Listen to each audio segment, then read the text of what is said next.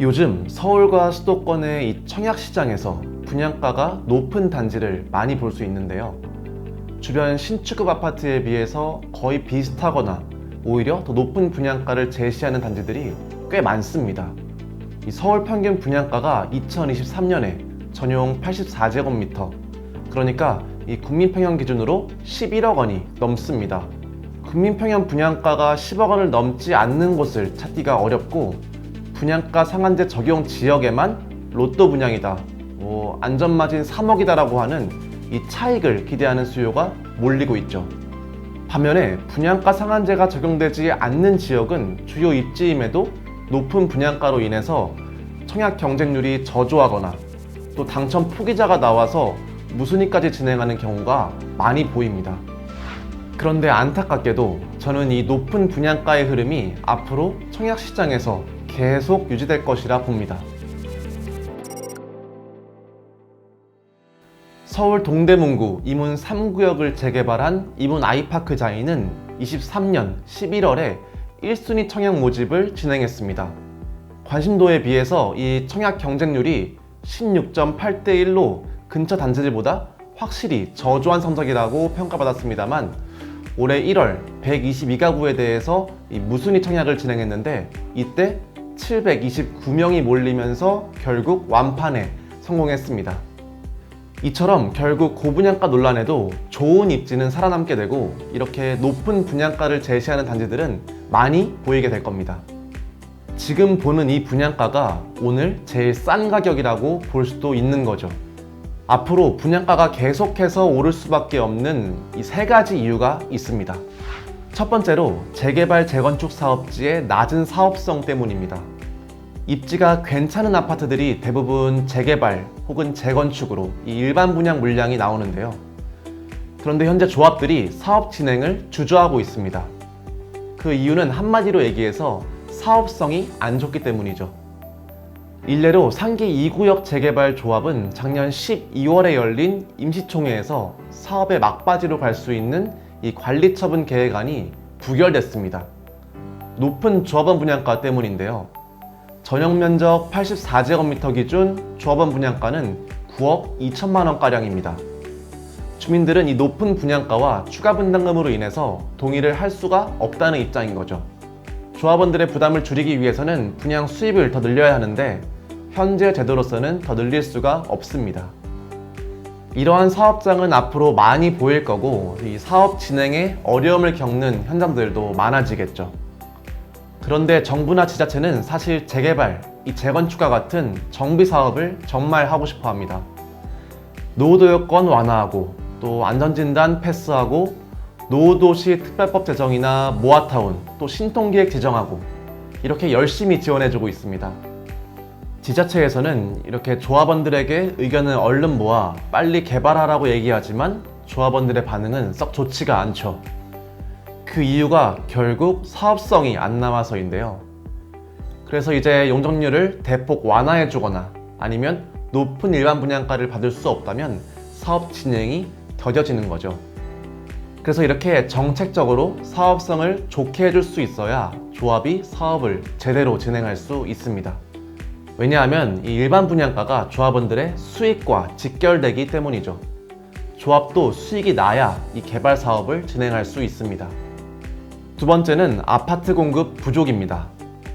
2023년 1월부터 11월까지 전국 아파트 착공 실적이 13만 3,585가구로 2022년 대비해서 52%가 감소했습니다.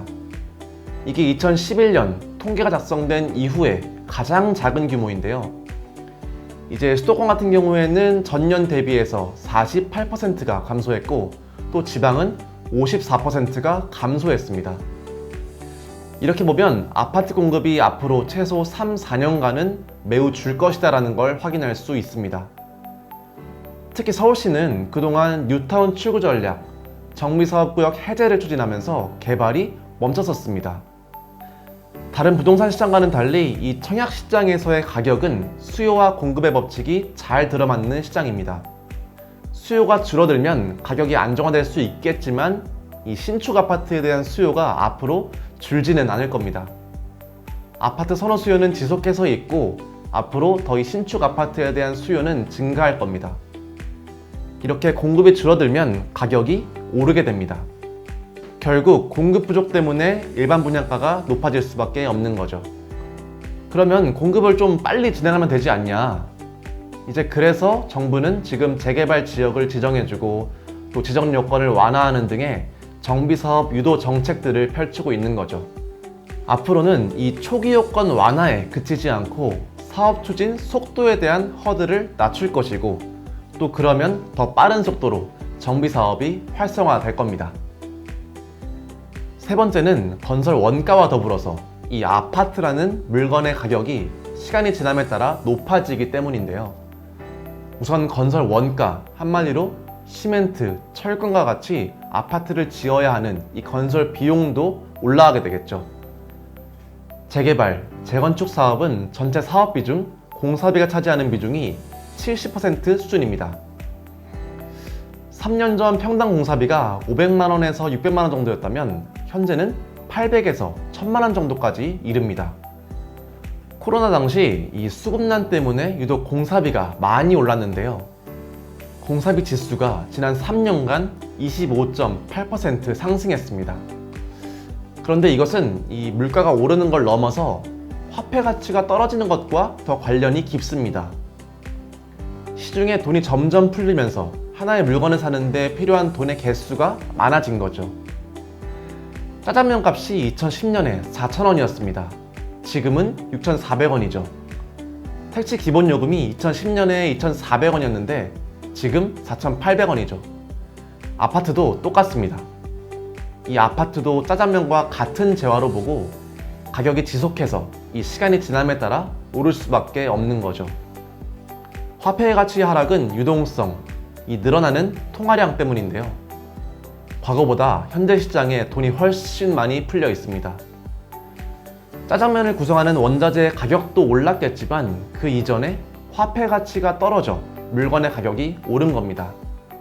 마찬가지로 앞으로의 신축 아파트 가격은 과거의 분양가로는 이제 만나기가 어려울 겁니다. 오늘은 이렇게 아파트 분양가가 오를 수밖에 없는 세 가지 이유를 알아봤는데요. 앞으로 청약시장에서 이 시세보다 높은 분양가의 흐름은 향후 몇 년간 계속될 것입니다. 입주 물량이 지금보다 감소하기 전에 이 분양권 투자에도 주목해보는 것이 좋겠습니다. 그리고 개인의 선택이지만 화폐 가치의 하락에 대비해서 자산의 상승에 올라타는 재테크를 적극적으로 하시는 것을 추천드리면서 오늘 영상 마치겠습니다.